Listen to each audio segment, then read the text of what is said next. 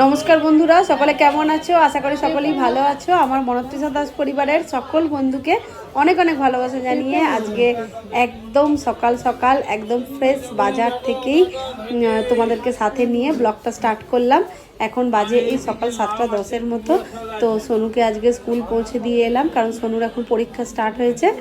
আর কিছু কিছু ঘরের জন্য কিছু বাজার করব, কারণ ঘরে সেরকমভাবে কিছুই সবজি বাজার ছিল না। এখন নতুন নতুন বেশ সজনা ডাঁটা উঠেছে, তো সজনায় ডাঁটা দিয়ে বেশ মাছ দিয়ে কাঁচকলা পেঁপে আলু দিয়ে ঝোল খেতে কিন্তু দারুণ লাগে।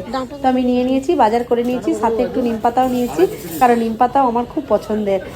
আর আজকে যেহেতু আমাদের রান্নার যে চ্যানেলটা আছে ইউটিউবে, সেটারও ভিডিও বানাবো, রান্না শ্যুট করব, সেই জন্য একটু মাছ বাজারে যাব। আমার নিজের জন্য একটু রুই মাছ নেবো, আর রান্নার চ্যানেলটার জন্য আমরা হচ্ছে ফ্রেশ পাবদা মাছ নেবো, কারণ ওখানেও আজকে পাবদা মাছ হবে। তো কুমড়োটাও বেশ দেখে ভালো লেগেছে, কুমড়োটা দেখলাম টাটকা কেটেছে, তো কিছুটা কুমড়োও নিলাম। আর মেথি শাক নিয়েছি, মেথি শাকও কিন্তু ভীষণ পছন্দের আমার একটা খাবার। তো বাড়িতে চলে এসেছি, এসে মেথি শাকটা একবারে খুব সুন্দরভাবে বেছে পরিষ্কার করে রাখবো, তাহলে কী হবে, কালকে যখন মেথি শাকটা করবো তাহলে আর কোনো সমস্যা হবে না। কারণ শাক বাছতে না একটু বেশিই সময় যায়, আর মেথি শাকের তো ওই ওপরের দিকগুলো নেওয়া যায় না, শক্ত হয়, সেই জন্য পাতাগুলো শুধু নেবো। তো বেছে রেখে এখন হচ্ছে সকালে সবজি বাজার গেছিলাম, তো এসে সবজি বাজার করে নিয়ে এসেছি। আজকে মাছের ঝোল হবে, ঝিঙে নিয়ে এসেছি, ডাঁটা নিয়ে এসেছি, আর ঝোলটা করব মাছ দিয়ে, আলু দিয়ে, পেঁপে, কাঁচকলা, ঝিঙে, ডাঁটা দিয়ে ঝোল করব দুপুরে।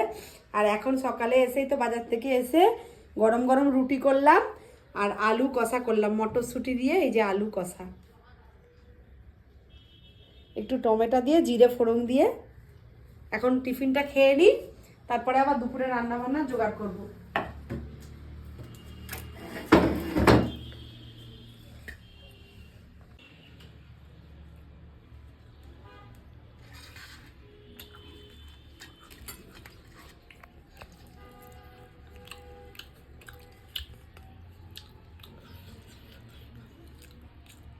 এই তরকারিটা কেমন টেস্ট হয়েছে বলো?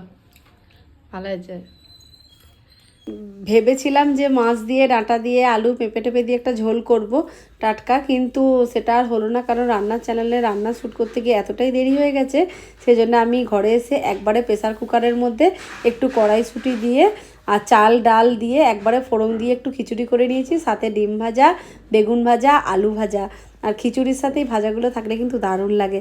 তো যাই হোক, গরম গরম বেশ খিচুড়িটায় সেরকমভাবে কিছুই দিইনি, খালি যা একটু টমেটো দিয়ে দিয়েছিলাম, আর আদা রসুন পেঁয়াজ, আজকে আমি খিচুড়িটায় কিছুই দিইনি, ওটাই এখন গরম গরম খেয়ে নিচ্ছি। আজকে একটা ছোট্ট ব্লগ তোমাদের সাথে শেয়ার করলাম।